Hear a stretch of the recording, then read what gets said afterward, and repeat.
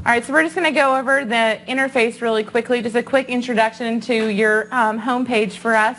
The way you get to this page is going to be in Flex. You're going to log into Flex. There's going to be a tax tab to the right. Right now, if you hovered over that, it would say IMAP. It will say CRS data. So you're going to click on CRS data, and then this is the screen that's going to populate. If you're in a listing and you want to see the tax report, the property report, you're going to select the tax tab there as well, and it's going to pull up the property report directly, and I'll show you what that looks like. You're not going to use these tabs every single day. You'll use them rarely, but it helps to know that they're here. The Your Feedback tab is going to be an email template that populates, and that's your way to communicate with us. If there's a misfiling or misspelling, if there's a data correction that needs to be made, if you notice that something's wrong, you can email it to us that way. It's going to go to one of our customer experience team, and we'll get back with you on that. With that being said, we get our data from several different places, the tax assessor being the main place. We also get it from a mortgage or a title company for our mortgage information, and our maps. We've integrated with Bing Maps and the county GIS maps. The county GIS maps are the county parcel lines for your area that we've integrated into our Bing Maps. So if you do notice a misfiling or a correction that needs to be made, if we check our data with the tax assessor's office and we have what matches the tax assessor's office, and you know that it's wrong, we can certainly change it for you, but I urge you and your client to go straight to the source, because we do update our information based on the tax assessor's information. And when we do that update, it will just change right back to what they have. Does that make sense? The Message Center is going to be our avenue to communicate with you if there's ever any system maintenance. The Need Help tab, this question mark right here, I'm going to actually click on it. You'll see this tab on every screen that you're on. Make it your friend. I know that you are switching to systems. You're a little overwhelmed, so this does help. It's page specific, so whichever page that you're on, when you open the Need Help tab, it's going to have all the help that you need for that page. Just notice the user manual is in the top right-hand corner. You can download that. That's only if you want some late night reading, exciting reading. You also have a price trend report. You can get in and look at that. I'll just go ahead and show you. You can actually choose Florida right now, and I'm going to just choose this first quarter of 2013 and submit. And it's just going to open my some home sales statistics in each area. It'll give me the average sale price, the growth for the last year, the gross for the last 5 years, your median price for that area, and your total home sales is just kind of a neat little perk. Okay, the next tab we're going to go over, I'm going to open the data currency. I do want you to get familiar with this as well.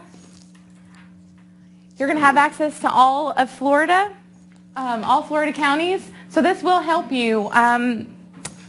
If you sold a property in the last couple of weeks and you notice that it's not listed on the recent sale information on our tax report, one of those corrections that you think are misfiling, you can actually go to the data currency, look up the county that you're working in, and it's going to tell you when we last updated the taxes. Those are always going to be a year behind because we update them as the tax values come out, as those qualified values come out. They're always going to be late fall, and they're always going to be a year behind, but we'll have the dates listed on this page. The sale dates, the most recent sale, that's the most recent sale date, sale information we have. So you can see May 21st, that's pretty recent.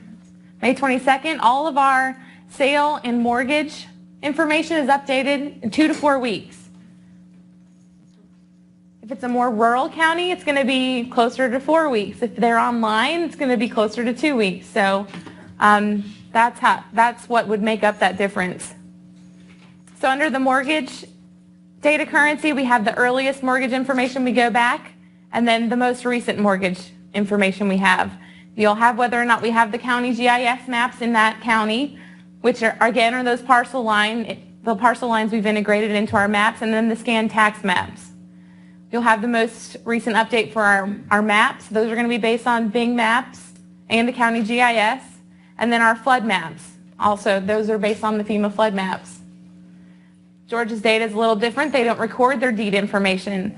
Most counties here do record deed information. So you'll have whether or not we have the deeds for that county, and then the earliest deed information we go back for that county. You can also print this and group it by region if you have a larger list. We're going to exit out of this. Any questions about any of those tabs?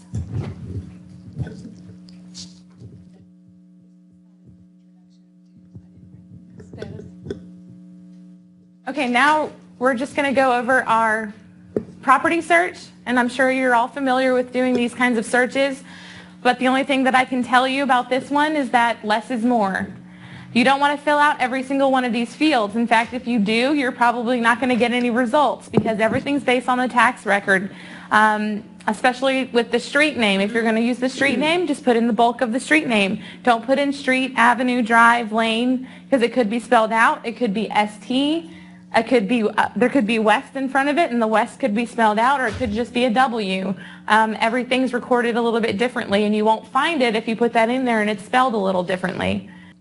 So in Forsyth County, they have the option of searching by last name, first initial, street number, subdivision, and parcel ID. Each county is different. If I switch to a different county, I'll have different search options. So if you're used to being able to search for it now, that means it's recorded, like a unit number. If you're able to search by it now, you'll be able to search with that field with us. Just as an example, just so you can see our search results screen. I'm just going to search in Forsyth County, the last name Smith, and you'll see our search results page. We've got 741 properties found. Hopefully, you'll know a last name and a street address or that street name, and you'll only have one or two, and I'll show you that. If you do have a bigger list, you can sort these columns by clicking on the headers, and they'll sort in alphabetical or chronological order. The reason I show you this, such a big list, is because I want to show you these house icons. These are our MLS integration into our system, your MLS integration into our system. This green for sale, red sold, yellow pending, and the blue contingent. So anytime you see those, you know that that property is for sale, sold, pending, or contingent through your MLS. So this column right here is where we have those MLS icons. And if I hover my mouse over them on any screen, except for the maps, but I'll show you the difference, you hover your mouse over that MLS icon and it's going to show you the sold date, the sold price, the status. You can actually go up to view listing and it'll pull up your MLS listing for that property. I'm going to go back to our property search. I want to show you one other thing. We're going to keep the last name Smith in there. If you want to search by a group by parcel numbers, or but you don't know, you only want the first 10 parcel numbers in there, or if you don't know the full name of the street that they live on, it's like they live on Lake something, Lakewood, Lake Point. You can't remember what the last part of that is. It happens. If you can't remember how to spell their full last name, if it's a little bit more difficult and you can only remember the first 3 letters or so, you're going to use this percentage sign as your wildcard search. I think right now you're using an asterisk in Realist. You can put it before or after the word, but you see I put in the last name Smith, and then I'm just going to hope that somebody with the last name Smith lives on Lake something in Forsyth County, where we're going to search. And now we've only got 21 properties. So that's how you're going to narrow it down, but you can see what the percentage sign did. Lake Heath, Pilgrim Lake, Lakeside. And if you wanted to actually select one of these properties, you're going to go over to the owner name and you would just click on the owner and it's going to pull up your property report. The last thing about our property search page, you've got bookmark properties and then our recently viewed properties.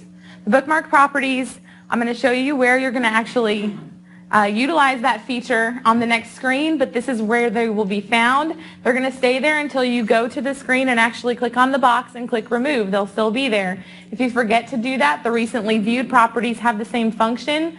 They'll just eventually pop off the bottom of the list. So you want to bookmark it if you want to use it for a longer period of time. Okay, do you have any questions about how to do a search?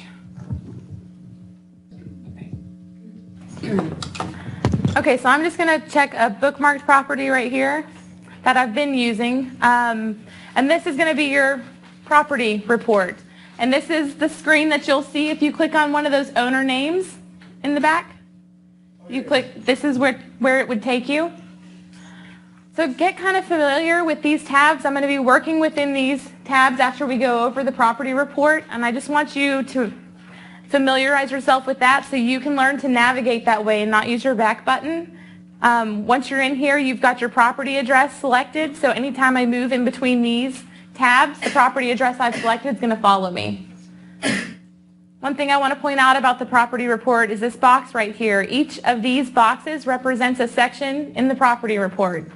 As I start to remove those checks, parts of the property report are going to disappear. Basically, if you want to print this out and you want to give it to somebody, but you don't want them to know the mortgage information or recent sale information or the owner's name, that's what that function's for. Your property report is going to print, email, or save exactly how you're viewing it. Our print options, they default to a 2-page print job. So if you want to condense that to 1 page, you can. It'll just be a little bit smaller print. This is where you would bookmark your property. Notice your MLS integration right here. I chose this property several weeks ago because it was a pending sale through the MLS. I'm glad that I chose it because it actually ended up selling on the 24th, and I was actually in here on the 25th, and it had already switched over. So our MLS integration into your system is going to be immediate.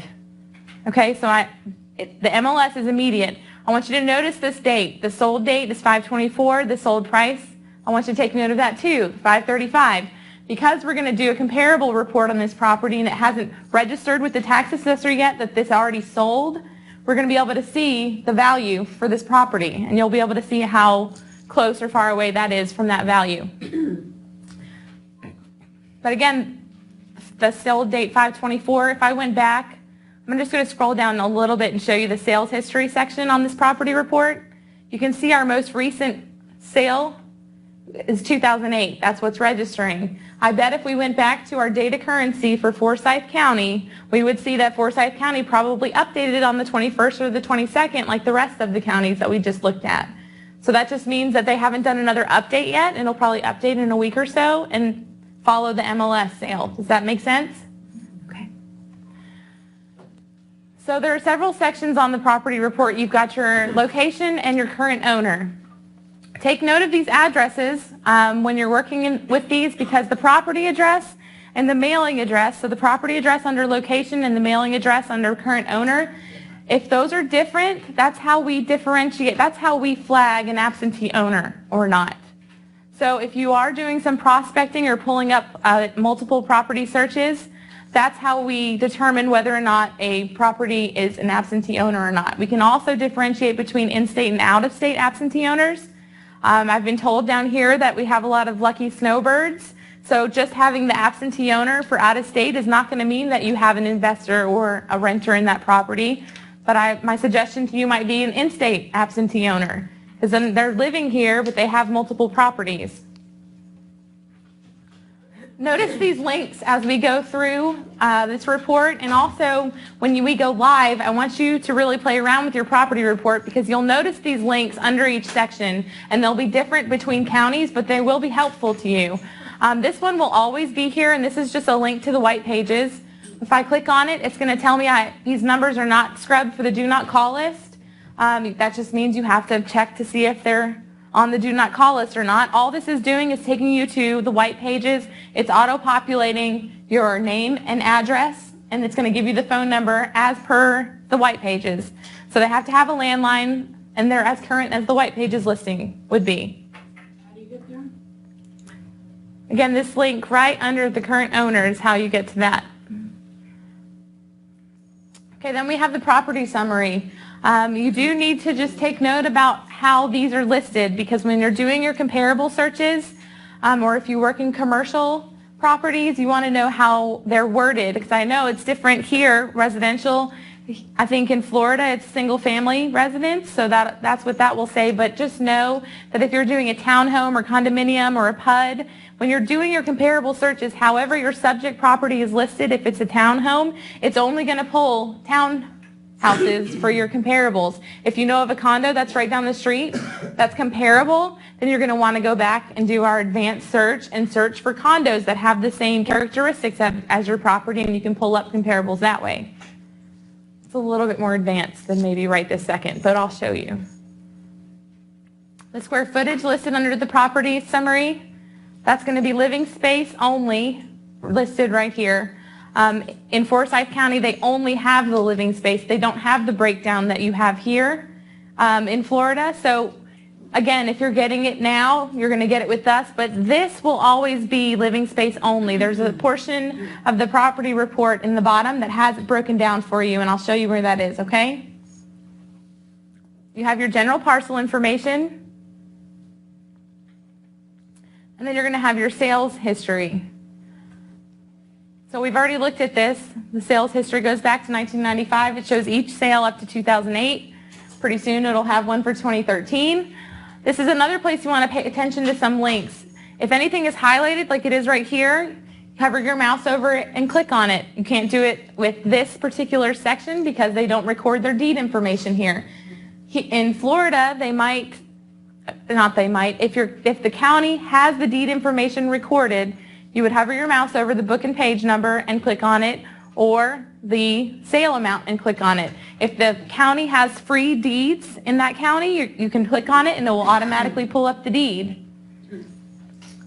If they charge for the deed in that county, it's going to prompt you to purchase credits from that county's website so that you can purchase the deed if you want it there. And it would cost the same as it would right from the county website. The tax assessment is going to have your tax appraisal, the year of the tax year, and then the breakdown of the appraisal. Your taxes will be broken down, and then also a total tax amount, and then your exempt reasons. This is another place you want to pay attention to your links below the section, because you will be able to pull up the tax card with the blueprint of the property and then the tax information as it is on the actual tax card. I believe you have that now in Realist as well. Your mortgage history will be listed here. Again, there's another link under here. That'll give you all your mortgage details. Your building characteristics it's going to relist your property type, which is residential. You've got your square footage, the year built, and then the effective year if there is one. Your bedrooms and baths, and then you will have your total rooms recorded here, so that will be listed there. This is where your square footage is going to be broken down. So you'll have your living space, and then all of the other that you're used to seeing will be listed right here. The rest of the building characteristics that are recorded will be in this section, and then you'll have your extra features, your pool, your screened-in porch, your boat docks, that kind of thing. The lot characteristics, we've got residential lots, which also was listed at the top under our land use, And then you'll have the lot dimensions if they're recorded, the lot square footage, and then the acreage. I do want you to notice this acreage. It's 0.58. Because in our system, you can see in this county the lot dimensions aren't recorded. I think some counties here the lot dimensions aren't recorded. Some counties the acreage isn't recorded. So in our mapping system, I'm actually going to show you a way that you can get an estimate of the lot dimensions as well as the acreage.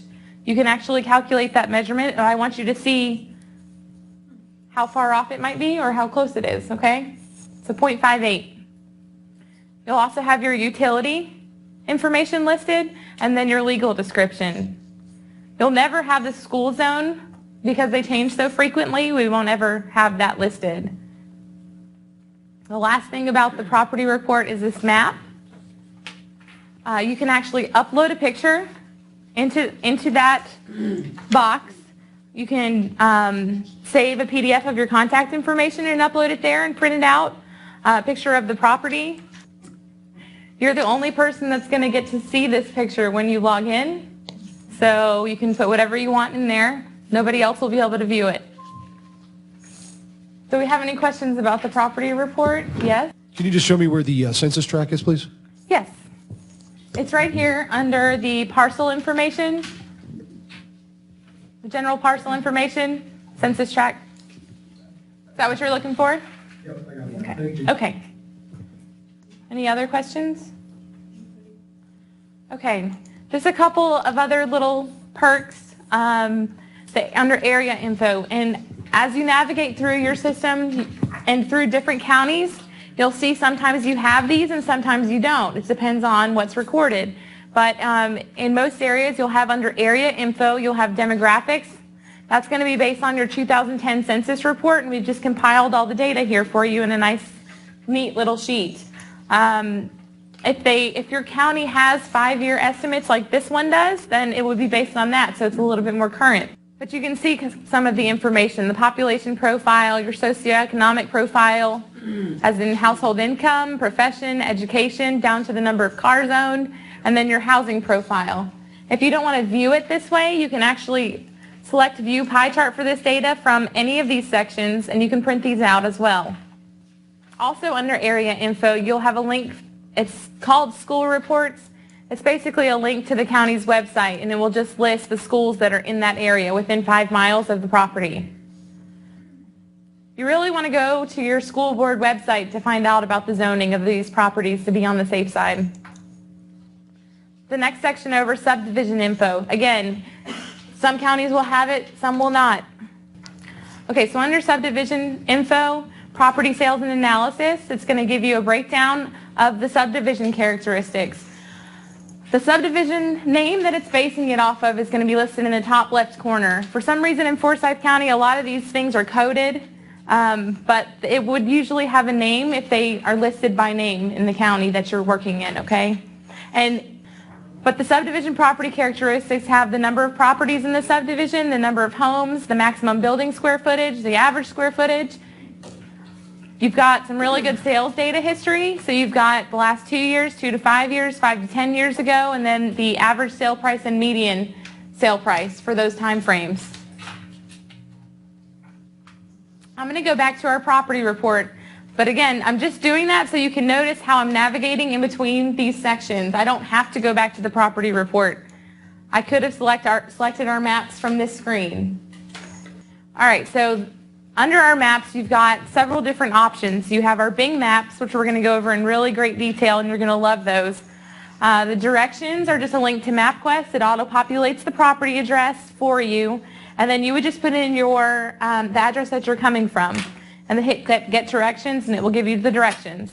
The flood maps, that's our FEMA flood maps. It's a link to their website. It will pull up the property with the FEMA flood maps, and you can navigate from the FEMA website.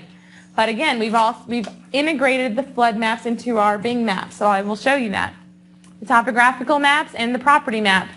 We're actually phasing the property map out. We're not going to go into that because I know how excited everybody is about learning something new in 3 to 6 months. You don't need it. Look, this is our property map. Look at it, and I'm going to show you the map that's replacing it, and you'll see why, okay? It's exactly the same. It just works perfectly with all Internet Explorer updates. So that's why it's going bye-bye. Okay, so our Bing maps. We're going to go to Bing maps, and this is going to be the view that you get. Our subject property is going to be notated by the house icon. You're getting a satellite view of the area around the property. You can zoom in and out with your toolbar over here, and your compass, you can move east, west, north, and south. Notice my mouse is an arrow. When I go over the map, it turns into a hand. This is a click and drag feature. You'll see our yellow parcel lines here. That's the county GIS integration into our maps. Those are the parcel lines. Anywhere you see those lines, you can actually move your mouse in the middle of the line and right-click, and it's going to pull up the owner's name, the address, the last sale date, and the last sale price. If it's sold through the MLS, you'll be able to pull up the MLS listing from here. If it was a foreclosure, you'll be able to pull up the foreclosure activity. And if in any of these parcels, you can pull our property report for that subject. So if you're driving down the street and you notice the listing and you wanted to look it up, but you didn't know any of the names, that's how you would be able to find it. So when you get to the Bing Maps, it's going to default to a 2D setting, the aerial view, which is this satellite view, The hybrids, those are the street names that you're seeing. If I click on hybrid, the street names disappear. That's all that is. The CRS layers, just underneath the CRS layers, you have the parcel lines as well. Those default to on, but you can turn them off. I just want to point those things out. Now I'm just going to give you the different views of the map. I'm going to select each of the maps so you can see some of their differences. I'm going to select the road view. What does this look like? It looks a lot like that property map, right? It's the same. We've just integrated into the same maps here, so you only have to get it from one place. Those green parcel lines, those are the same parcel lines. My only guess is that there's more greenery on the aerial view, so they would be a little bit harder to see, so they're yellow on this view. The next view is the bird's eye view. It's an actual photographic image of the property. You see our toolbar expands. We can actually go 360 degrees around the property by clicking on the arrows. Ooh, ah. No, okay. This is basically, this function is for the purpose of having the image, like a view of the home only. This is the only map screen that you can't print, email, or save. You can do a screenshot. But I also want you to notice before we switch back to the aerial view, our toolbar here, we don't have anything past the CRS layers, and we only have 2 options under our CRS layers. That's because this really, and you don't even have the parcel lines. This is just for the purpose of seeing the house. So when I select aerial view, you see our toolbar expands back again, and we have lots of CRS layers, and it's the same under the road view as well. I'm going to introduce you to the CRS layers. You're going to love these too. Under CRS layers, I'm going to recent sales, last 3 months, 6 months. You can go all the way up to 2 years for recent sales. When I click on last 2 years, my legend populates, and I have a bunch of shading that populates on my map. The shading will move with me as I move my mouse if I wanted to look further away. So the shading on the map corresponds to the price range on the legend. So it's a sales price range. In the last 2 years, the purple sold for over $475,000, the red for under $115,000, and the blue for $280,000 up to $474,999. It's kind of neat. I'm going to skip over the labels. We're going to go over that in just a second, but under the listings, this is going to be, I'm clicking on for sale and sold and contingent. This is our MLS integration on our maps into our system. So you've got all of the red icons sold through the MLS, the green are for sale, and the yellow, I don't see any yellow yet, but those are pending. So one frequent question I get when I show everybody this, some of these house icons don't have shading underneath them. Okay, those houses sold through the MLS, but our information, our MLS information with the Georgia MLS goes back 10 years. So those houses sold through the MLS, but we know already they sold past that 2-year time frame that we selected. Does that make sense? Okay. The shaded areas that do not have a house icon, you want to pay attention to these. These are going to be helpful to you. Our subject property is right down the street. This house sold in the last 2 years. We don't know how early it was, but if we had selected a 3-month sale range and it was shaded and didn't have a house on it, it sold in the last whichever time frame we selected, but it didn't sell through the MLS. It was a foreclosure or a for sale by owner. But you're going to want to have these, when you're doing your CMAs through Flex, you're going to want to have the properties that sold through tax records that aren't in the MLS. And the Flex system only recognizes the sales in the MLS. Patty has asked me to mention that you can actually use the Flex CMA, and there's a place to add a property. So when you're finding these, you can actually add those over to your reports in Flex.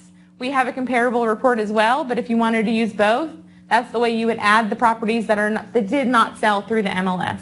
Under labels, I skipped over this. Some of these labels you have to be zoomed all the way in to be able to see. They're grayed out now, but you would be able to select them if you were zoomed in closer. Just to give you an example of what these do, under property address, if I select property address, it's going to tell me the street number address for all the properties in my map screen. I'm going to take that off so nobody gets more dizzy. Okay, so also under our CRS layers, you've got foreclosure. You see our gavel icon populates, as well as several populate all over our map. And this is where the hovering over the house icons and the gavels, that doesn't work.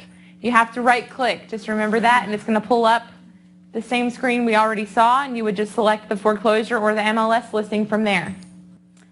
The last thing under the CRS layers is the FEMA flood zones. If I select FEMA flood zones, you see our map, our legend expands. I have to go a little bit further in Georgia to find it. But anywhere you'll see these aqua lines after you select the FEMA flood zone, the flood maps, you'll be able to see the pattern within the lines and match it up to your legend and know which zone it's in. Okay, the last thing we're going to do on our maps is that measurement of the acreage. So what you have to do, just remember, you have to zoom in as close as possible to get an accurate read on this, or anywhere close to accurate. It's never going to be perfect. It's always an estimate. So I've zoomed all the way in, and under our measure tab, we can actually get a latitude, longitude reading anywhere on the map if you select that, if you wanted to do that. The distance is going to be that lot line measurement in feet. So from one point to another, you're going to click on that, and you click on one point, go to the next point, double click, and it's going to give you the lot dimension in feet. It's an estimation. I'm going to show you an example of the area measurement, because within the area measurement, you actually get the measurement in feet of each point that you select when you're doing your area measurement. If it's a perfect square or rectangle, you can use those lot dimensions just by calculating the total area as well. If it's not a perfect square or a rectangle like this one isn't, you're going to have several clicks along this curved line that are all going to be measured. So you won't want to use that one, but you could use the other three. So I've selected my area. I would click on one corner of this. Patty gave me too much coffee and I mess up. I'm going to do it early before I get too far because I might mess up later. This is all really handy because it tells you, you click to draw, you double click to end, but it doesn't tell you what to do if you mess up. So you right click to start over. Otherwise you're doing this. So right click your mouse, you would go back up to measure an area, and then you will be able to start over. So what was our acreage for this property? 0.58. 0.58.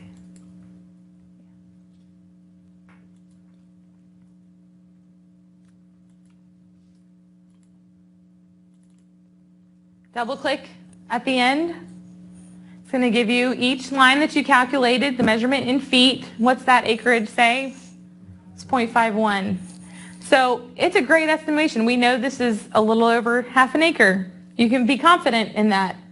You're going to try to cover up those parcel lines the best you can, and you're going to get a very close estimation. So if your customer is looking for a property that's a quarter of an acre, you can look at those if they're not recorded. This is going to stay here until I actually hover over it and delete. Before I do that, I'm going to zoom out just a little bit because I do want to show you. If you decide that your view is getting a little bit too cluttered for the aerial view, you can actually move within your maps, and everything you've done is going to follow you, except for the bird's eye view. Don't do that. Okay, do you have any questions about the maps? Yes. Hold on. 1 second. You said you can get the lot size? Yes, the lot. Meaning, like, can you get sizes like, let's say, 30 by 50? No. 120? No, it's just going to give you the lot dimension in feet, and it's always going to be an estimation. So it's not like 120 by 60 lot size? Well, you can. Someone asked me about that the other day. No, it's just as it's listed here. Look. Each point that you measure is just going to give you that distance in feet. Okay. I had a question on recording the taxes. If the MLS is not the source for listing it as sold, and it's a private sale, Right? does that get reported? Yes. Okay, so It does it's get all recorded. sales. I don't have to do it separate. Right. It's all sales This coming one up. combines all. Yes. Terrific. Thank you. Okay, we're going to move on to our comparables now. Unless you want to skip that. You want to skip? No? Just kidding. I'm a lot more fun when I'm not being recorded. Okay, so I've selected that comparables tab. All I did was click on comparables.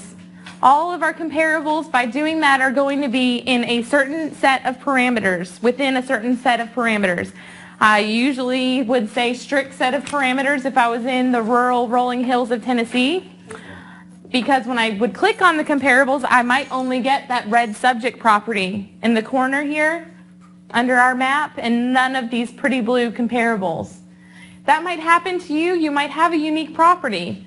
Just know, don't get worried. We're going to show you how to change the parameters so you can broaden the parameters to get more comparables, or if you have too many, you can tighten your parameters to get a little bit more picky. You've got your comparative market analysis here. You'll see your property address you've been searching in follows us over here. You'll have the average cost per square foot based on all 18 comparables that we've pulled over for this property. We give you 3 different estimations of market price. One's based on the average cost per square foot, the house price index, and then the average sales price via the tax appraisal ratio. And right below here is another one of those links. It's going to give you a breakdown of how all of those are calculated, and we will go to that in just a moment, okay? We're going to go whittle through our comparables first, and then we'll go to that. The only thing I can tell you about these graphs is that they need to be in as straight a line as possible. That way you know you're getting more of an apples to apples comparison to your subject property. Right here it's going to tell me I've got more than 15 comparables. The only reason it's telling me that is because it's telling me I've got a second page of comparables. So we've got 3 since we had 18 on a second page. I don't usually go to that second page. I look at my first page. I start to delete some of those off my list, and as I delete those, they're going to populate on the bottom of the list for me. Just remember to go back and look at those as you start to get rid of them. Here are the search parameters. You've got your property type, which is residential, so that's where it's going to pull that property type over from your property search. So all these comparables are residential. You've got your number of bedrooms and baths. Those are going to be plus or minus 1 bedroom or bath. That's the default, plus or minus 1 bedroom or bath. You can select this box and you can go all the way up to plus or minus 5 bedrooms and baths. Same with the bathrooms. You can't get an exact number of bedrooms and baths, but I'm going to show you what to do for that. It's very simple. Your acreage and your square footage defaults to plus or minus 20%, but you can go as little as plus or minus 5 all the way up to all acreage. Your square footage, same thing, plus or minus 5% all the way up to all. The distance it defaults to 3/4 of a mile. You can go down to 1/4 of a mile all the way up to 10 miles, but you can also search in the same subdivision. Do you see that here? Your sale date defaults to 12 months, but you can go as few as 3 months all the way up to 36 months. You can sort by most recent sale, that's the default. You can also sort by lowest price, highest price, and then the distance. I'm going to select distance. If you had changed every single one of these parameters, nothing is going to refresh on my page until I click update. So you can change the parameters. It's not going to do anything until you select the update. You'll know when you do it because your entire page is going to refresh. You're going to go back to the top of the screen. If you did anything to add or remove comparables from your list, your number right here is going to change, and your map's going to change, and all of these figures will change based on the comparables on your list. So I'm going to scroll down to our actual comparables. In this first column, this is where you want to pay attention if you are going to use that Flex CMA as well and you want to add properties. This is where you would find whether or not it's sold through the MLS. So if there's no house icon here, you'll know that it didn't sell through the MLS. The first thing that I would look at on this, I would go over to your last sale price, and I would make sure that none of these are blank. None of them have $1 or $1,000. Those are just your transfer of ownerships. Those will mess up your values. So you can see the different columns that you have here. Everything's going to be listed out for you so you can go down here and see what matches your subject property the best. Your subject property is listed first, notated by the S. You can click on any of your addresses and pull up your property report for each address if you want to get a little bit more specific about what type of property it is. You might want to open up the MLS listing if you want more pictures, get more information based on what the MLS, if it did sell through the MLS. Really, you want to start with a bigger list like this. 18 comparables is a nice little list to start with. I personally would work through my MLS listings to make sure that the ones on this list are ones I want to keep first. I would do that first. Make sure they're good comparables, because if they're not, you take those out first. And I'll show you why. Okay, I'm going to go over here to our rooms, bedrooms, and baths. You'll have the total rooms, bedrooms, and baths. So the first thing you might want to do, and I'm not an appraiser or a realtor, so I'm just showing you how to use our system. If you are an appraiser, you can tell me what I'm doing wrong after the class. Okay? And not feel free to. It's fine. I would like to know, actually, really. Okay, so we've got the address, subdivision, distance, rooms, bedrooms, and baths. So I'm going to go here. If I had the total rooms, I would try to match up my total rooms, bedrooms, and baths. I've got 4 bedrooms, 3.5 baths. I'm just going to go down my list. I'm going to select all of the properties that don't have that 4 bedrooms, 3.5 baths. Then you want to remove all those properties. So we're going to click remove, and you're going to see our screen refresh, and all our values are going to change, our map will change, our graphs will change. We've got 9 comparables now. Our graphs are getting a little bit closer. I'm going to scroll back down. Remember our 3 properties from the second page. Those are the first things you want to look at. Check your last sale price, and then check your bedrooms and baths. Let's take these out and select remove.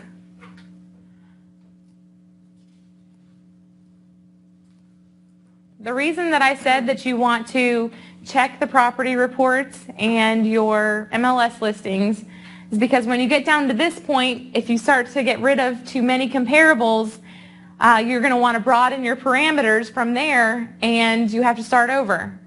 So if you do remove a property that you didn't want to remove, you will have to select update again, because you're going to use the same parameters that you used before, and then you would get all of them back, and you would just have to remove those. If you wanted to broaden those parameters at that point, you could do that, but then you would still have to remove the other 18 that we already looked through, okay? So you really want to start with a bigger list. If you can. You guys are lucky. No 10 acres in a barn here. Okay, so from here I might look at the square footage. We've got 4,100 square feet. I might take out this 3,300 square foot property and be glad that the foreclosure goes away. And then the 3,200 square foot property and this 4,400. I would remove those. And you know your business. You know how you would whittle through this list. These are just suggestions. This is what... Okay, so now we have 4 comparables left, and that's pretty much what we want, right? 4 pretty decent ones. You're going to want to spend more time with it yourself and make sure you go to the MLS listings and the property reports, make sure they're good comparables. You can print, email, and save this. You can print, email, and save your property reports. You can go to the foreclosure activity from here. I'm going to go back up to under our comparative market analysis section where it says click here to see explanation of price estimates. This is going to be something else that you can add to your report, just to back up the values that you are urging your clients to understand their house is worth or the house they're buying is worth. Has the breakdown of how these 3 estimations are done.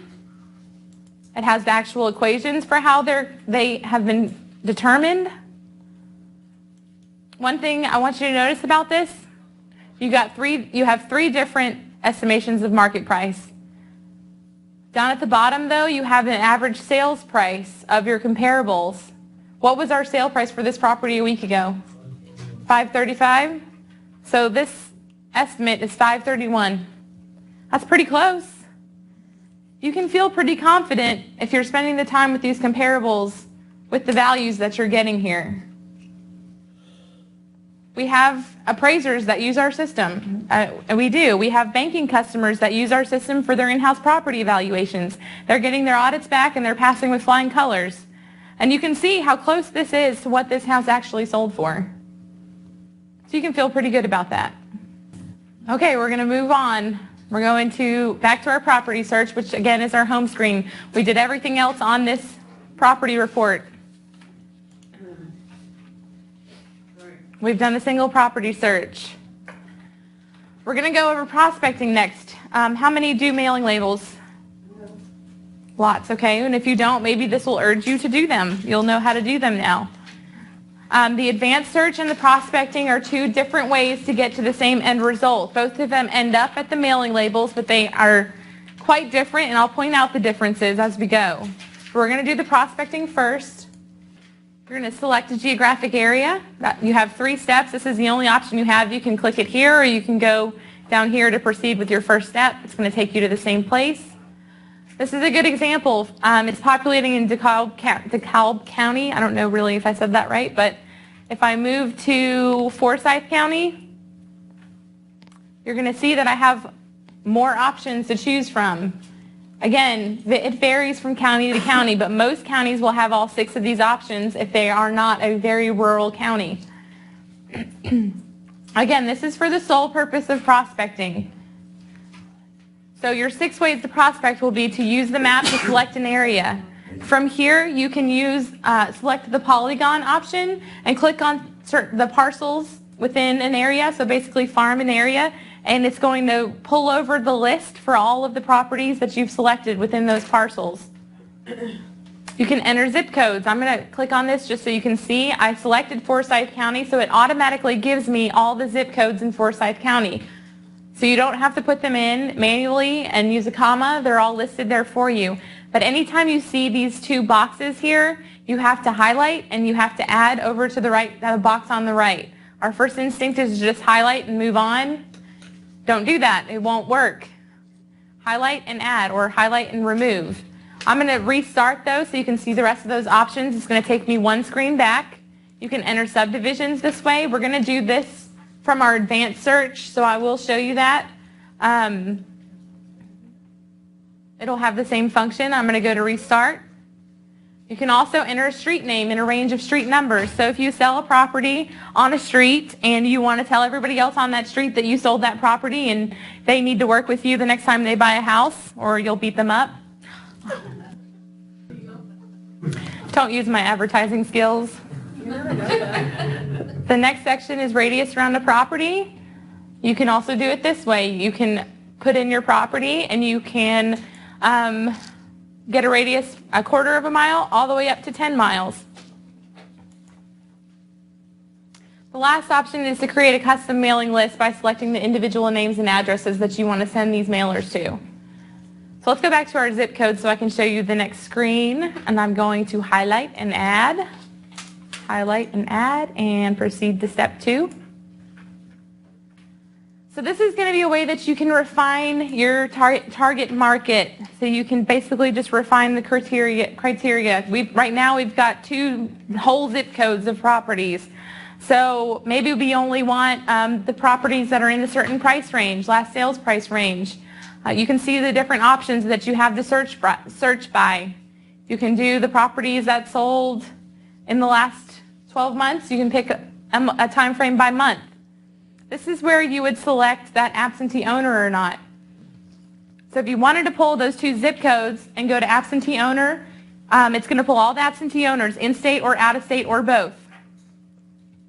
So if you want the absentee owner, you can select out-of-state, absentee owner, in-state, or both. You do owner-occupied or all. Let's do the absentee owners and see how many we get.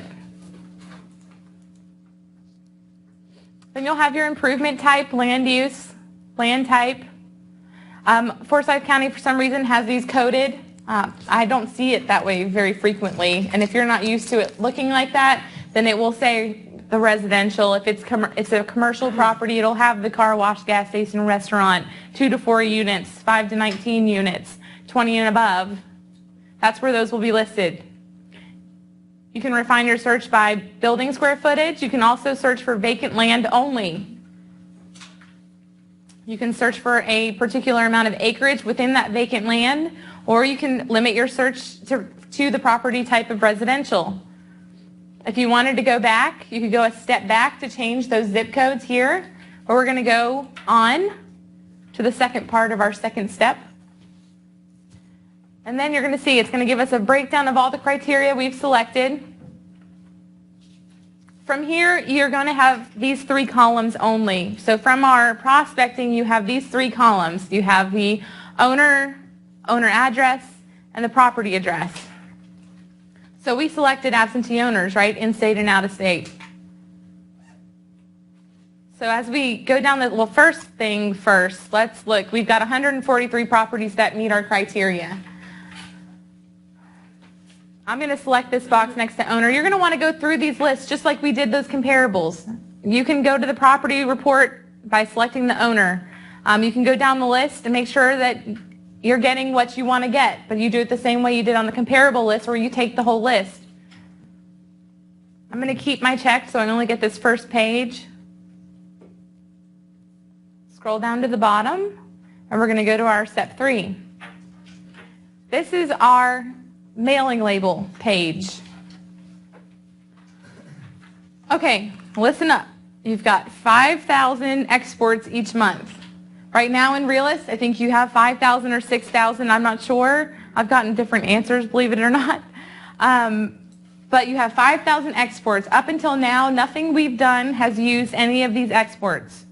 Okay? These are for one property equals one export. It's for your mailing labels and for your property list that you're exporting to Excel. I'm going to go over all the details on this list, but if I clicked on export files, that would take me to an Excel spreadsheet, and that would use 20 of my exports. If I went to print labels at the bottom, that would take me to Adobe, and it would have my mailing labels to print out. That would use 20 of my exports. You're never going to use 5,000. Think about how much postage that would cost if you used 5,000 exports in a month. You're not going to do it, so don't worry about that. They're going to refresh the first of each month anyway. You're going to get 5,000 each month. Okay, so our mailing label form. There are several defaults on this form. The first one's being they skip the records, so it'll automatically take out the records that have no zip code. It will automatically take out the duplicate addresses for you. It'll default to the first name of the individual, first name first of the individual, and then your owner's address. Now, if we were doing this absentee owner list like we just did, and we didn't want the investor, we wanted to target the renters with current resident, we would want to select property address, not the owner's address. Remember, I pointed those addresses out. So try and, yeah, you got that? Okay. It's going to default to Excel when you're exporting files. You can change it to any of these other forms. Down under the Create Labels, it's going to automatically include a line for Mr. or Mrs. It's going to include a line for current resident. If you don't want it to include the line for current resident, you can check the box and it won't include the line for current resident. If you want to replace the name with current resident altogether, you know they're all renters, none of them are going to be the name of the owner, then you want to replace the name with current resident right here. You can also replace the name with a custom text if you want to do it that way. If you're familiar with doing labels, you know about this smart barcode with the post office. We have that function in our system. You can add the barcode to the label and it gets you a discount on your postage. If you don't add the barcode, you have 3 different Avery label options, and this is really neat. I haven't seen any other system that does this, but it gives you the option of 3 different popular Avery label types. Do you have half-used pages of labels laying around? Well, you can start to use them if they're Avery labels in one of these types. If you want to use the barcode, you're limited to 2 types. So if you're just starting to do labels, you might want to look at these and only buy these label types based on your needs. But you can see the diagrams change as they go between each type. So basically, you're just going to select which label you want to start with, and then it will start on that label on the page. So you can start using those half-used pages. It is neat. So let's look at this. Let's go to print labels, and I've just used 20 of my exports, and you'll see our labels. And you can save these and use them again as many times as you want within Adobe.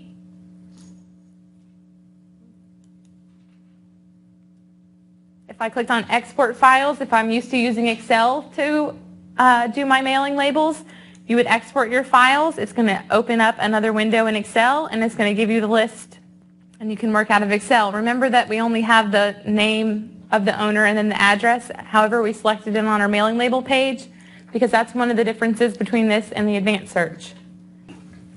I see that it goes into top producer as well. Can you talk Yes. a little bit about those couple of options No. over there? Thank you. You're welcome.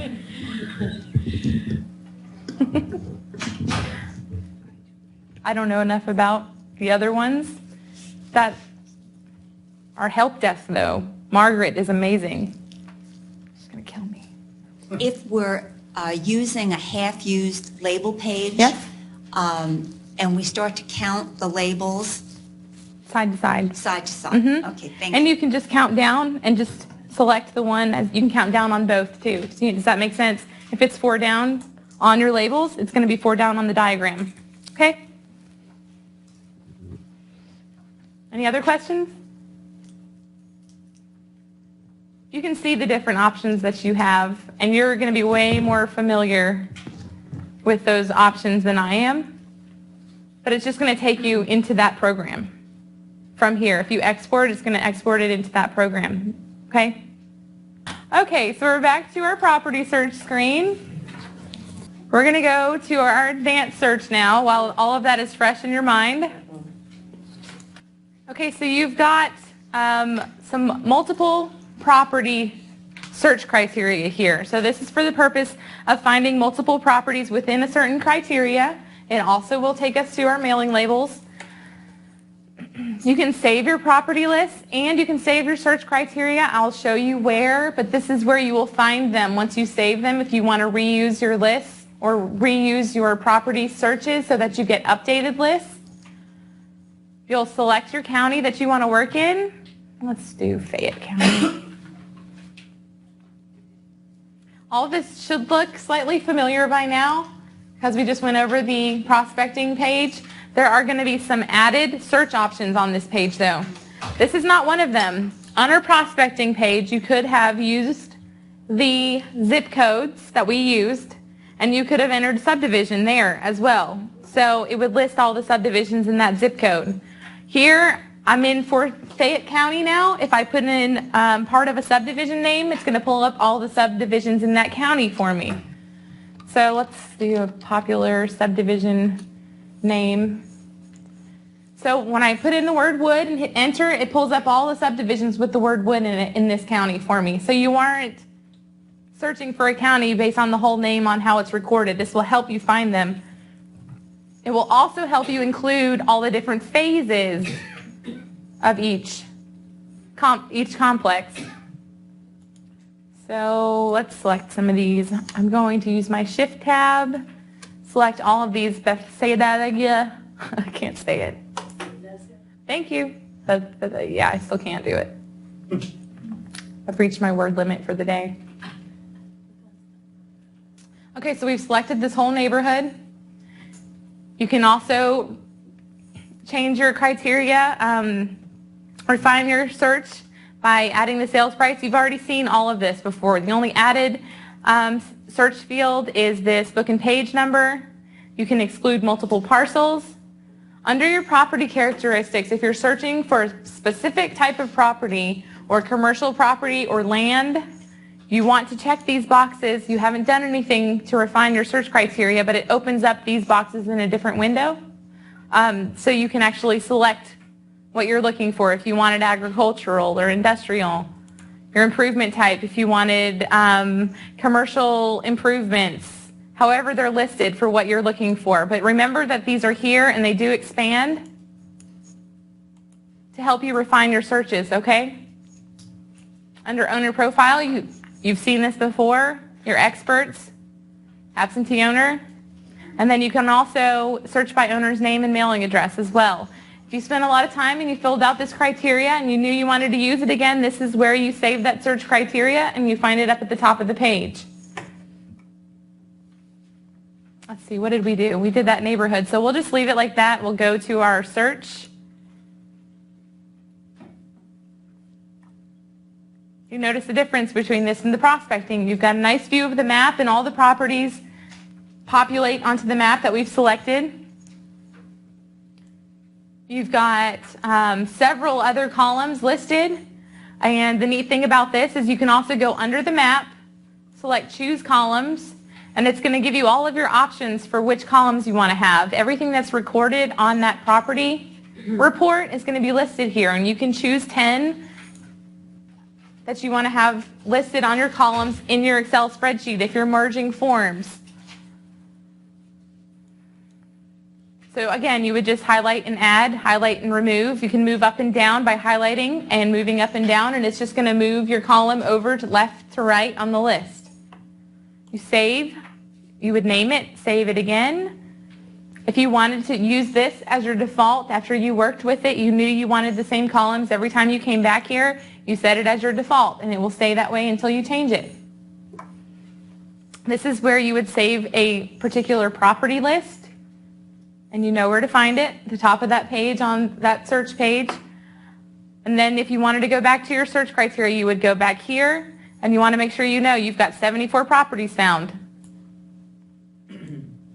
So again, I'm just going to select my first page. You're going to want to spend more time with these lists, I know. I'm going to keep my checked. And then from here, if I want to export this list, you would want to do it from here. If you want all of those columns, you export from this page. If I went to mail to properties, it would take me to my mailing labels page, and you can also export from there. But when you export from there, you're only going to get the owner name and address. So that's the difference here than if I went to mail to properties and then exported that way. You have to hit export list. It's going to give you the option to change your columns again because it's telling you all these columns are going to show up on your Excel spreadsheet. Are you sure these are the ones that you want? We've already done that because we're smarter. When we click export, and we will open it, and it's going to show us all the columns that we selected. And I just used 20 of my credits. Not credits, exports. They're not credits, they don't cost money. If I went to mail to properties, it takes us right back to our mailing labels page. I can do everything that we did before. I can specify what I want on the mailing labels or on my Excel spreadsheet or whichever other system you might be using. Any questions about the advanced search? Yes, hold on one second. Me too. It's okay, it's okay. No, I want to know, I mail out to a certain subdivision and I don't export. You mail to a certain subdivision and you don't export, right? So how do you just go to the subdivision with the zip code and create the label? You go to the subdivision just like we did. You would go through that whole process just like we did, and instead of going to export to Excel, you're going to click print labels, and it's going to automatically show you those labels. You don't have to use Excel. That's one of the bonuses of our system. You can print labels. It's very easy and user-friendly to print these labels. Even I can do it. So, yeah. Any other questions? Welcome. What's your help desk number? Okay. Yes, I'll give it to you. It's area code 865 for the help desk. 584-8017. Hit extension, well, hit the number 3 to get the help desk. Go back on. Okay, so we're going to go back to our property search. We've gone over our single property search, our advanced search, and now we're going to look at the foreclosure search briefly. Under our foreclosure search, the only thing different about this page, you're experts on how to use our search engines now, the foreclosure info. So you're able from this screen to search by case number, a range of file dates, mortgage date range, or the mortgage amount range.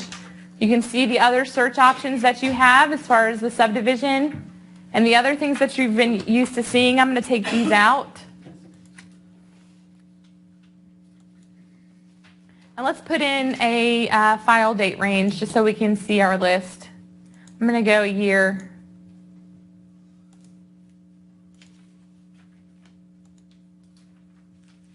going to scroll to the bottom of the page. You'll have your recently viewed foreclosures here for you. Again, those are going to pop off the bottom of the list as you keep going, or until you remove them. Thinking for a long time, that means we're getting a lot. Okay, so we've got 1,100 properties, 1,100 foreclosures, not just properties. Every single one of these is going to be a foreclosure. You've got your owner name, case number, street address, city, subdivision, parcel number, even the lot number. If you click on the owner's name, you're going to get that property report again. If you select the case number, you're going to get the foreclosure activity. Bye-bye. Very different in Georgia than it is in Florida. You're getting the pre-foreclosure list pendants now. That's how it will be listed on yours. Again, it's coming from the same place. It's all going to read the same way that you're used to. This does not read the way you're used to. Okay? Can you export this? You can print And if this you list. export it, does it come out with the links to like the case numbers and stuff like that into like an Excel file? You can print this list, yes. And I will show you in detail right after we finish. This data system is even more complete than the MLS because it's from recordings of every single sale, whether it's been assisted by a realtor or not. Exactly. Yes. I'm glad that you said that. Yes. I wanted to ask you, do these have the pre-foreclosures as well as the foreclosure? And then after it's been foreclosed, However you're used to viewing it Does it now, show- it will show by an icon, distressed, bank or REO, bank whoever. owned. It will give you all the same information you're used to getting. Okay. Yes. thanks. No, it's a valid concern. You've been delightful. Have a great afternoon.